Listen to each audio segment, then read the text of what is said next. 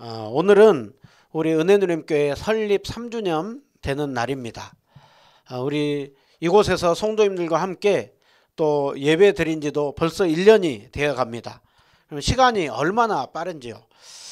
개척 3년의 시간을 돌아보면은요, 먼저는 드는 마음이 하나님 앞에 참 감사한 마음이 너무 크다라는 것입니다. 물론 참 개척은 만만치 않는 것 같습니다. 개척을 표현을 할 때 살얼음판이다 라고 하거든요. 위태위태하고 불안불안하고 그것이 맞는 얘기죠. 그러나 또 한편으로 개척을 또 얘기를 할 때 롤러코스터를 타는 것과 같다라고 얘기를 해요. 롤러코스터가 보면 굉장히 위태위태 불안불안하죠. 그러나 롤러코스터는 또 안전하죠. 그러면 이 개척을 사람이 하고 우리 힘으로 해간다고 한다면 불안불안하고 위태위태합니다. 그러나 롤러코스터를 탈 때 정말 그 안전장치가 있는 것처럼 하나님이 교회를 세우시고 이끌어간 것을 생각을 할 때 또 마음의 평안함이 있고요. 감사함이 참 큼을 봅니다. 어려운 시기 속에 하나님께서 또 개척할 수 있는 마음을 주시고 우리 강일동으로 인도하시고 또 이런 좋은 예배당 주시고 이렇게 좋은 성도님들과 함께 만나서 예배드리고 하는 것이 너무나 큽니다. 너무나 참 그 감사한 마음이 크고 행복한 마음이 큽니다.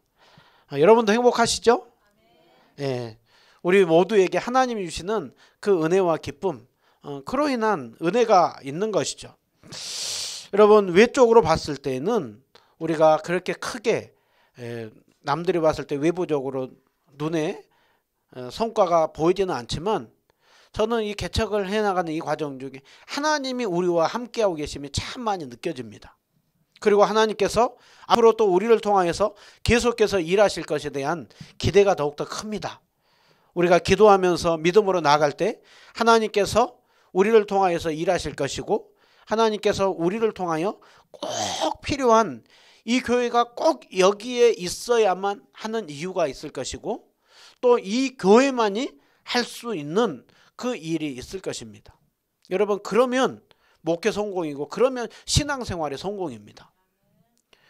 꼭 외적으로 무엇인가 크게 성과가 있을 때 그것이 목회 성공이 아니라 하나님께서 꼭 그 시간에 그 자리에서 하실 일이 있습니다. 그때 우리가 그 역할을 하고 있으면 그것이 바로 목회의 성공이고 신앙생활의 성공입니다. 오늘 그것이 안디옥 교회를 통하여서도 또 드러나는데요. 우리가 오늘 안디옥 교회에 대한 이 내용을 보면서 또 우리가 도전받고 안디옥 교회와 같이 좋은 교회로 세워지기를 원합니다. 제가 검색어로 안디옥 교회를 쳐봤어요. 안디옥 교회를 쳐보니까 우리나라에 정말 많아요. 서울에만 해도 정말 많아요. 왜 정말 많겠습니까? 안디옥 교회와 같이 닮고 싶고 거기에 좋은 게 너무 많으니까. 여러분, 어디 가서 사대교회, 라오디게아 교회 별로 안 들어봤죠? 주님 앞에 책망받은 교회예요. 근데 안디옥 교회 굉장히 많이 있는 이유는 그만큼 도전이 많은 것이죠. 오늘 우리가 이 말씀을 또 듣고 보면서 우리 은혜누림교회가 안디옥 교회와 같이 좋은 교회로 주님의 마음을 시원케 하는 교회로 세워지기를 축복하며 우리 한 사람 한 사람이 그렇게 믿음 안에 서기를 주님의 이름으로 축원드립니다. 먼저 우리 안디옥 교회는 누가 세웠느냐, 또 어떤 배경 속에서 세웠느냐. 안디옥 교회는요, 그 12명의 사도들 중에 한 사람이 세운 게 아닙니다. 유대인들 중에 어떤 유명한 사람이 세운 게 아닙니다. 그리고 그 안디옥 교회, 저기에 저렇게 이런 계획을 가지고 세워야 되겠다 하고 그렇게 해서 세워진 교회가 아닙니다. 안디옥 교회는 굉장한 그 핍박 속에 또 무명의 사람들에 의해서 굉장히 힘들고 열악한 환경 속에서 안디옥 교회가 세워졌습니다. 그 내용이 19절 20절에 나오는데요. 19절에 보시면 그때 스데반의 일어난 일로 환란으로 말미암아 흩어진 자들이 베니게와 구브로와 안디옥까지 이르러 유대인에게 말씀을 전했다라고 하고 있죠. 그리고서는 또 그 아래 보면 그 중에 또 구브로와 구레네에서 살았던 몇 사람이 그 안디옥에 이르러 헬라인에게도 주 예수를 전파했다라고 하고 있습니다. 사도행전 8장에 보면 스데반 집사님이 큰 핍박을 당하고 죽임을 당하죠. 그리고 난 이후에 예루살렘 지역에 그날에 큰 핍박이 있어서 사도 외에는 다 흩어졌다라고 하고 있어요. 그러니까 사도들 외에는 이제 그 예루살렘 지역에 머무를 수 없어가지고 다 사마리아로 이곳으로 저곳으로 흩어졌는데, 흩어진 사람들이 저 베니게도 가고 구브로 섬도 가고 저 위에 안디옥 지역까지 간 거예요. 예루살렘에서 안디옥까지 거리는 800km입니다. 부산까지 서울에서 왕복하는 거리가 800km잖아요. 그 먼 지역을 그들이 흩어져서 쫓겨서 도망을 하면서 피신하면서 간 것입니다. 근데 쫓기면서 도망하면서 피신하면서 갔는데, 그들이 그 신앙 때문에 고난을 받고 핍박을 받았는데, 그러면서도 그들이 쫓겨가면서도 뭘 했느냐라고 했을 때 말씀을 전했다라고 하고 있고, 예수님을 복음을 전파했다라고 하고 있죠. 그러니까 그들은 쫓겨가면서도 여전히 그 복음이신 예수님을 찬양하고 예배하고 섬기고 기도하고, 또 옆에 허락하고 할 때 다른 사람들에게 예수님을 전파하는 그 일을 했다라는 거예요. 그 결과 그들이 쫓겨가면서 복음을 전하였을 때 주의 손이 그들과 함께하면서 수많은 사람들이 믿고 주님 앞에 돌아왔다라고 하고 있습니다. 여러분, 이것이 안디옥 교회가 세워진 배경입니다. 여러분, 안디옥 교회는 어떻게 세워졌다라고요? 무명의 사람들이 쫓겨가면서 피신하면서 그러면서 도망가다 보니까는 어디까지 갔냐면 저 안디옥까지 간 것이고, 그리고 그곳에서도 여전히 주님을 높이고 찬양하고 섬기며 예배하는 중에 주님의 손이 그곳 가운데 함께함 속에서 역사가 일어났다라고 하고 있습니다. 여러분, 우리는 이것을 통해서 무엇을 알 수가 있습니까? 주님의 교회는 주님께서 세워간다라는 거예요. 여러분, 그들은 안디옥까지 계획을 가지고 간 게 아니에요. 쫓겨서 간 거예요. 그리고 이곳에서 우리가 굉장히 좋은 교회를 세워야 되겠다 하고 그리고서 한 게 아니에요. 그냥 자신들이 쫓겨간 속에서 다른 만나는 사람들을 만나면서 거기서 예배하는 모습 보였고, 그리고 그 주님을 또 자신들이 아는 속에서 전한 것이죠. 여러분, 이들이 신앙적으로 얼마나 체계적으로 교육을 받았겠습니까? 얼마나 말을 잘하면 얼마나 잘했겠습니까? 그래서 자신들이 알고 믿었던 그 예수님, 만난 예수님, 그리고 그 몇 마디 가지고 그리고서는 다른 사람들에게 전했겠죠. 그런데 거기에서 주님의 교회가 세워지는 것입니다. 여러분, 이것을 통하여서 우리는 무엇을 알 수가 있습니까? 주님의 교회는 주님이 세워 가신다라는 거예요.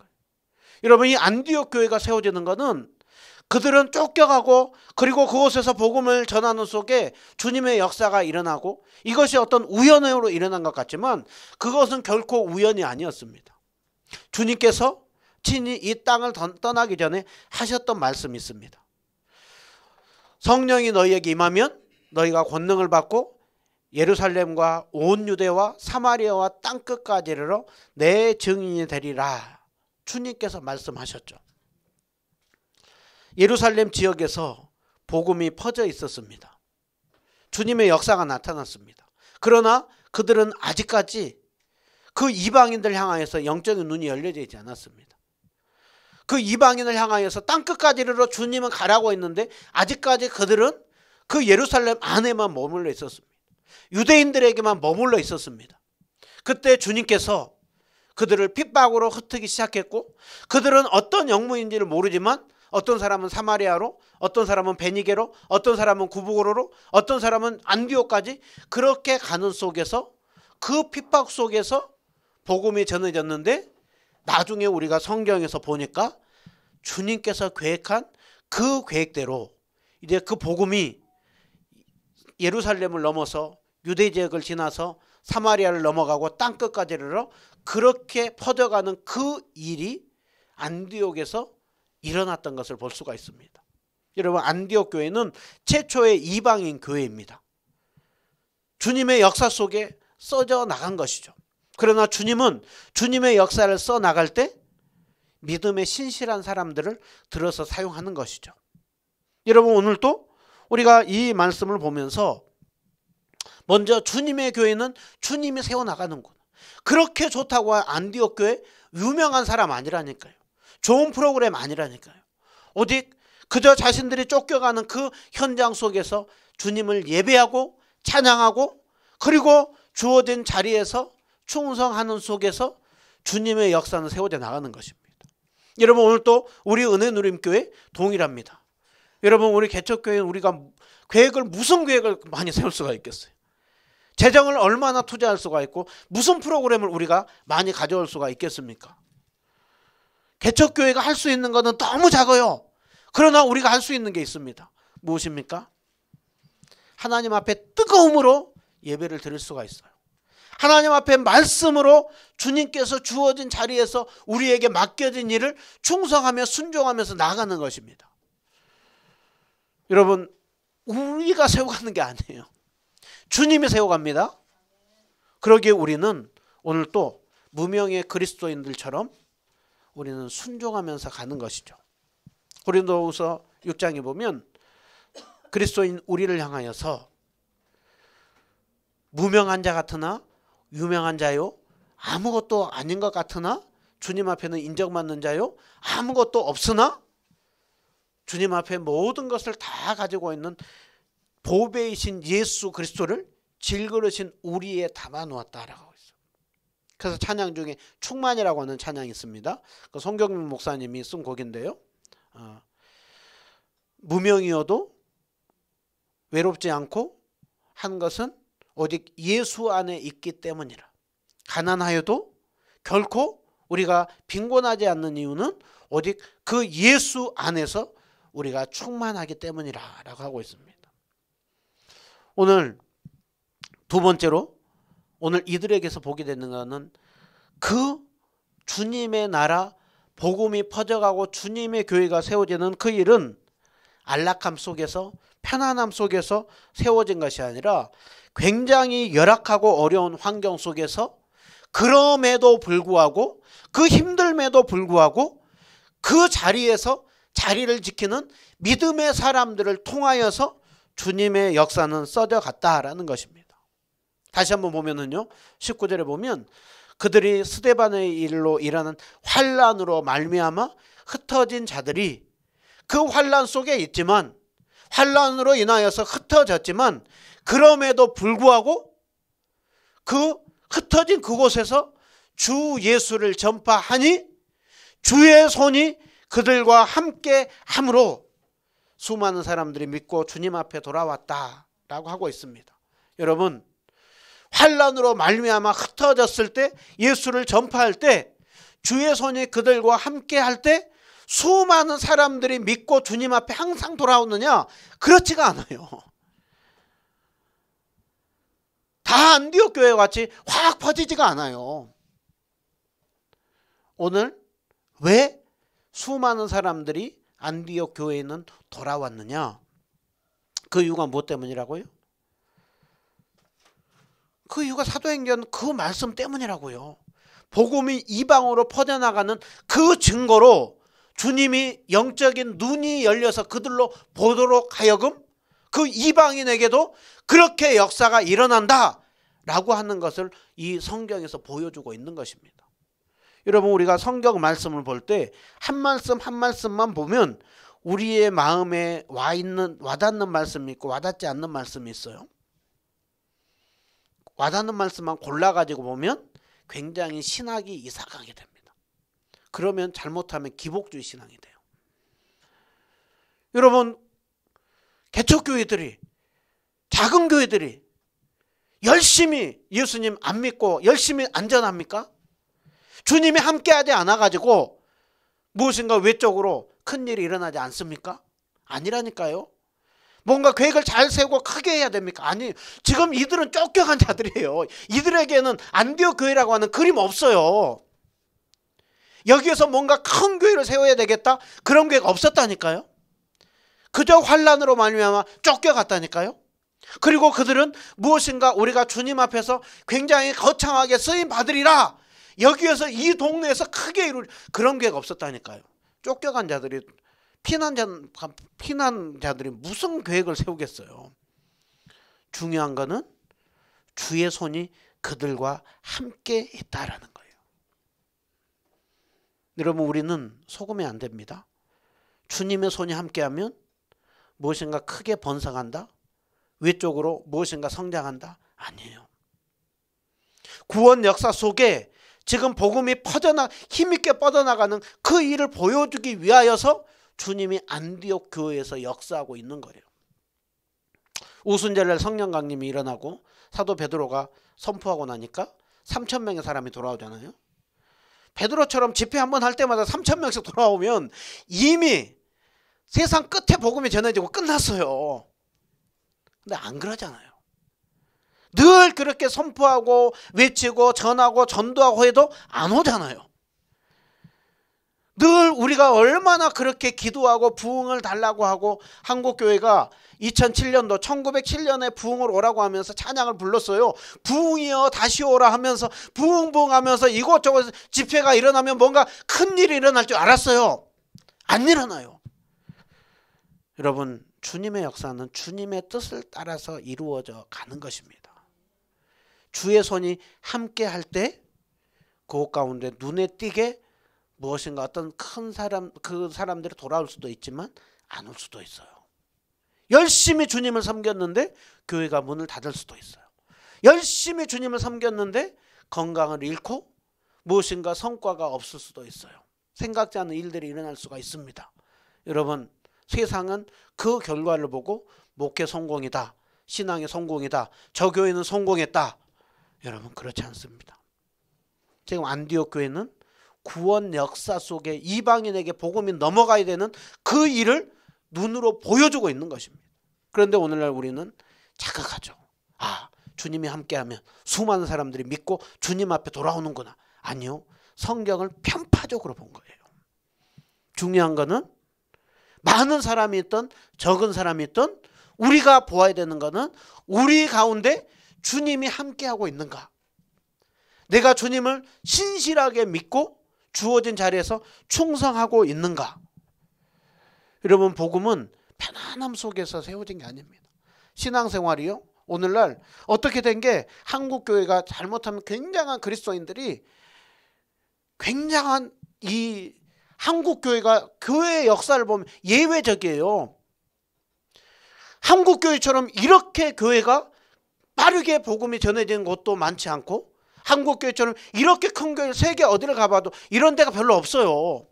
아주 예외적이에요. 그런데 이것이 마치 이것이 진리인 양이 되면서 신앙생활에 있어가지고 고난과 핍박을 잃어버렸어요. 고난과 핍박을 당하고 복음은 무엇인가 멋있게 보여야 되고 무엇인가 세상적으로 화려해 보여야 되고 교회가 커 보여야 되고 그렇게 해야 무엇인가 하나님의 역사가 일어날 줄 알아요. 아니요. 여러분, 성경 어디를 봐도 그리스도인들이 세상 속에서 편안함 속에서 복음을 전할 때 환영을 받으면서 한다라고는 없어요. 우리 예수님이 고난당하면서 우리 예수님 핍박 속에서 십자가 지시고 죽으셨잖아요. 사도들이 하나같이 다 순교했잖아요. 그런데 한국교회가 고난을 잃어버렸어요. 한국교회가 주님을 믿는 거기에 있어가지고 고난을 당하는 뭔가 편안하고 안락함 속에서 신앙생활을 하려고 해요. 다 편안함 속에서 신앙생활을 하려고 해요. 여러분, 오늘 이들이 환난 속에 흩어짐 속에서 복음을 증거했다라고 하고 있죠. 여러분, 주님 나라가 세워져가는 그 일은 결코 편안함 안락함이 아니라 힘들고 어려움 속에서도 그 자리를 지키며 그럼에도 불구하고 주님을 지키는 그 속에 역사가 있었던 것입니다. 여러분, 이 꽃이 어성초라고 하는 꽃인데 혹시 알지 모르겠어요. 이 꽃이 언제 이렇게 유명해졌냐면 그 히로시마 원자폭탄이 투하가 됐잖아요, 일본에. 그랬을 때 그곳이 엄청 폐허가 되고 땅이 이제 완전히 이제 망가졌죠. 그랬을 때 그 땅을 알고 지형을 알고 그런 사람들은 앞으로 20년 동안 이 히로시마 지역에서는 풀 한 포기도 안 자랄 것이다. 그 정도로 땅이 폐허가 되고 식물이 자랄 수가 없다. 한동안은 적어도 몇 년, 6, 7년은 치고 길게는 20년까지도 풀 한 폭이 못 자랄 정도로 이 땅은 지금 폐허가 됐다라고 있어요. 그런데 그 말이 무색할 정도로 그 다음 해 바로 이 어송초라고 하는 제일 먼저 꽃이 피었대요. 강인한 생명력을 가지고 이 꽃이 피고 이 꽃이 피는 그 지역으로 땅이 조금씩 회복이 되고 다른 식물들도 자라나기 시작을 했대요. 그래서 이 어송초에 보니까 굉장히 좋은 효능이 있는 것들이 많아가지고 어송초 식물도 만들고 이걸로 화장품도 만들고 집도 만들고 그러면서 그렇게 유명해졌다라는 거예요. 여러분, 이 어송초는요, 땅이 좋은 속에서 핀 것이 아니라 굉장히 척박하고 도저히 저기는 필 수 없다라고 하는 그곳에서 식물이 자라난 거예요. 여러분, 그리스도인의 신앙생활은 안락한 편안함이 아니에요. 참된 그 믿음, 예수님 뭐라고 했습니까? 나를 따르려거든 자기를 부인하고 십자가를 지고 넓은 길이 아니라 좁은 길을 따르라 라고 하고 있죠. 여러분, 안디옥 교회 성도들 신앙은 그럼에도 불구하고 그 자리에서 복음을 지키며 순종한 것입니다. 오늘 우리에게 주님, 어떤 상황이 있을지라도 그럼에도 불구하고 주님, 나는 주님 섬기겠습니다. 여러분, 이 시대가 얼마나 정말 그 히로시마 원자폭탄이 떨어진 그 땅처럼 얼마나 복음이 우리가 그리스도인들이 신앙생활하기에 척박한 시대예요. 초대교회 시대와 비교할 수 없이 정말 좋은 시대 속에서 우리가 신앙생활하고 있지만 우리도 만만치 않게 얼마나 복음이 전해지고 있을 때 얼마나 그 복음이 땅에 떨어지는 시대입니까? 얼마나 우습게 여기는 시대입니까? 여러분, 개척교회 절대 하면 안 된다고 하는 시대예요. 그런 속에 우리 지금 있습니다. 그런데 지금 저는 주님의 일하심이 느껴져요. 여러분, 중요한 것은 많은 사람들이 모여 있냐가 아니라 소수의 사람이 모여도 우리 가운데 주님의 은혜가 함께하고 있느냐. 안디옥 교회는 그런 속에서 그럼에도 불구하고 주어진 자리를 지킨 속에서 역사가 나타났던 것입니다. 또 안디옥 교회가 좋은 교회로 잘 세워질 수 있었던 것은 그들에게 함께 연합이 있었습니다. 예루살렘 교회와 좋은 목회자들과 좋은 성도들이 함께 연합했습니다. 이제 예루살렘 교회가 안디옥 지역에 이제 복음을 듣고 이제 믿는 사람들이 생기기 시작했다라고 하는 그 소문을 듣고 예루살렘 교회가 안디옥까지 바나바를 보냈다라고 하고 있죠. 안디옥까지, 예루살렘에서 안디옥까지 거리가 몇 킬로요? 800킬로예요. 800킬로. 800킬로인데 거기에 바나바를 예루살렘 교회가 보냅니다. 여러분, 예루살렘 교회 입장에서는 바나바를 함께 데리고 있는 게 축복이에요. 사도행전 4장에 보면 원래 바나바의 이름은 요셉이에요. 요셉인데 사도들이 하도 그 사람이 다른 사람을 위로하고 격려하고 세워준 걸 잘하니까 그 사람의 별명을 붙여주길래 당신은 위로자입니다 하면서 바나바라고 붙여줘. 바나바의 뜻이 위로자. 또 그 권위를 가지고 다른 사람을 섬겨주는 그 일을 하는 거예요. 예루살렘 교회에서 보면은 데리고 있는 것이 복이에요. 그런데 예루살렘 교회는 그 바나바를 보냅니다.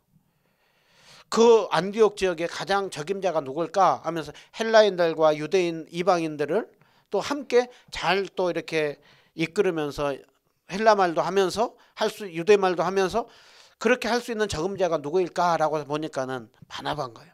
그러니까 바나바를 보내는 것이죠. 왜 예루살렘 교회가 바나바를 보낼까요? 바나바를 보낼 때 당연히 그들은 계속해서 후원하는 것이죠. 바나바의 생계적인 부분 책임지는 것이죠. 바나바가 목교 활동할 수 있도록 돕는 것이죠. 예루살렘 교회는 왜 저 안디옥 지역에 그 바나바를 보내고 그들이 그 교회가 세워지도록 하는 그 일을 도울까요? 초대교회 성도들은 알고 있는 거예요. 하나님 나라는 자기들의 그 개교회 안에 묶여 있는 것이 아니라 온 열방을 향하여서 이제 나가야 된다라는 것을 그들은 알았기 때문이에요. 그래서 초대교회는 함께 교회들이 함께 연합해요. 나중에 이제 안디옥 교회가 11장 우리 29절 30절 한번 보시겠습니까? 29절 30절 보면 제자들이 각각 그 힘대로 유대에 사는 형제들에게 부조를 보내기로 작정하고 이를 실행하여 바나바와 사울의 손으로 장로들에게 보냈더라. 지금 어떤 교회가 어떤 교회 보내요? 안디옥 교회가 나중에는 예루살렘 지역에 이제 흉년이 들다 보니까 예루살렘 교회로 구제 헌금을 보내는 거예요. 지금은 예루살렘 교회가 안디옥 지역에 바나바를 보냈죠. 그런데 나중에 안디옥 교회가 커서 예루살렘 지역에 그 구제 헌금을 보내는 거예요. 왜 서로 사역자를 보냈고 왜 구제 헌금을 보냈겠습니까? 주 안에서 한 형제인 거예요. 주 안에서 함께 하나님의 나라를 세워가는 한 형제고 한 가족이라고 하는 초대교회는 그것이 있었기 때문에, 그래서 사도 바울의 전도행을 열심히 하잖아요. 열심히 전도행을 하는 중에 사도 바울의 중요한 역할 중에 하나가 뭐냐면은 구제헌금 전달하는 거였어요.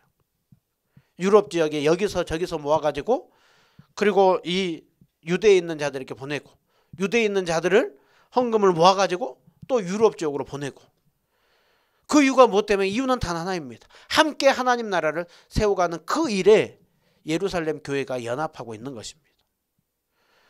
또 오늘 그들에게는 뭐가 있었었냐면, 히터 좀 꺼주세요. 또 거기에는 뭐가 있었었냐면 좋은 지도자가 있었죠. 좋은 지도자 바나바와 바울이 있었습니다. 바나바를 보냈는데 바나바는 어떤 사람이라고 하고 있느냐면 24절 보면 착한 사람이요 성령과 믿음이 충만한 사람. 그러니까 착한 사람이라고 하는 것은 인격적으로 굉장히 다른 사람을 생각하고 배려할 줄 아는 사람. 바나바는 그 자기의 그 밭을 일부를 팔아가지고 어려운 사람들을 돕도록 그렇게 헌금한 사람이고, 또 넘어져 있는 사람들을 위로하고 격려하는 그런 마음이 넓은 사람이었어요. 그것뿐만이 아니라 신앙적으로 성령과 믿음이 충만한 사람이었다라고 하고 있는 거예요. 그러니까 그렇게 신앙적으로 영적으로 인품적으로 준비된 사람이 이제 안디옥 지역에 가지고 보니까 바나바의 눈에 뭐가 딱 보인 것입니까? 하나님의 은혜가 저 지역에 함께하고 있음을 본 거예요.